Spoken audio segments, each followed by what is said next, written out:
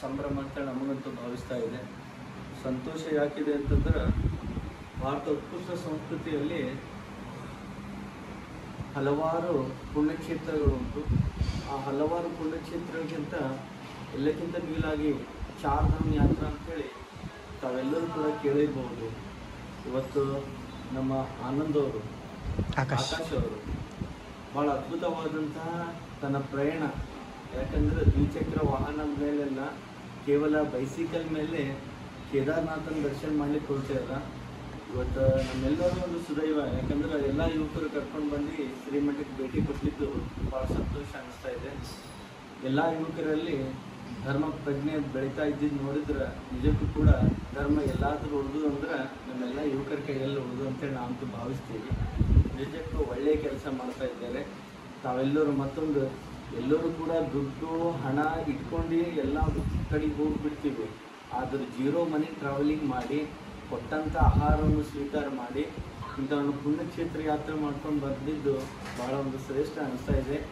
ಅವರು ಈಗಾಗಲೇ ಸುಮಾರು 4 ದಿವಸಗಳ ಪರ್ಯಂತರವಾಗಿ ಅವರು ಗ್ರಾಮದಿಂದ ಬಿಟ್ಟು ದಿವಸ ಇಲ್ಲಿಗೆ ಬಂದವರು ಅಂಥೇಳಿ ಭಾಳ ಸಂತೋಷ ಅನ್ನಿಸ್ತಾ ಇದೆ. ನಮ್ಮೆಲ್ಲ ಯುವಕರು ಭಾಳ ಆತ್ಮೀಯದಿಂದ ಬರಮಾಡಿಕೊಂಡು ಅವರಿಗೆ ಸತ್ಕಾರ ಸಮಾರಂಭ ಮಾಡಿದ್ದು ಭಾಳ ಸಂತೋಷ ಅನ್ನಿಸ್ತಾ ಇದೆ.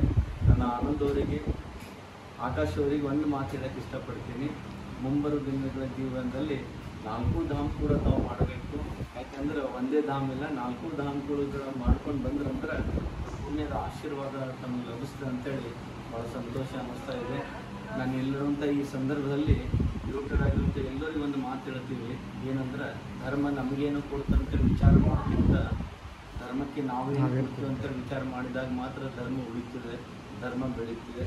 ಅದಕ್ಕೆ ಯಾವತ್ತೂ ಕೂಡ ಹಿಂದೂ ಧರ್ಮ, ಹಿಂದೂ ಪರಂಪರೆಗೆ, ಹಿಂದೂ ಸನಾತನಕ್ಕೆ ಯಾವತ್ತೂ ಕೂಡ ತಾವೆಲ್ಲರೂ ಕೂಡ ಬೆನ್ನೆಲುಬಾಗಿ ನಿಲ್ಲಬೇಕು.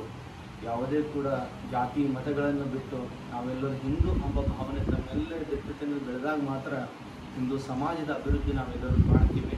ಭಾಳ ಒಳ್ಳೆಯ ಕೆಲಸ ಮಾಡ್ತಾ ಇದ್ದಾರೆ. ಅವರಿಗೆ ಆ ಭಗವಂತ ಇನ್ನೂ ಕೂಡ ಶಕ್ತಿ ಕೊಡಲಿ, ಇನ್ನೂ ಕೂಡ ಮುಗಿಲೆತ್ತರೆ ಹಾರುವಂಥ ಒಂದು ಹೆಸರು ಕೂಡ ಕೊಡಲಿ ಅಂತೇಳಿ ಈ ಸಂದರ್ಭದಲ್ಲಿ ಹೇಳಕ್ಕೆ ಇಷ್ಟಪಡ್ತೀವಿ. ಅವರ ಪ್ರಯಾಣ ಸುಗಮವಾಗಿ ಸಾಗಲಿ ಅಂತೇಳಿ ಆ ವೀರಭದ್ರ ಮಹಾಸ್ವಾಮಿಯಲ್ಲಿ ಕೂಡ ಪ್ರಾರ್ಥನೆ ಮಾಡುತ್ತಾ, ನಿಜಕ್ಕೂ ಕೂಡ ತಾವು ನಮ್ಮ ಹತ್ರ ಬಂದಿದ್ದು ನಿಜಕ್ಕೂ ಕೂಡ ಭಾಳ ಒಂದು ಸಂತೋಷ ಅನ್ನಿಸ್ತಾ ಇದೆ.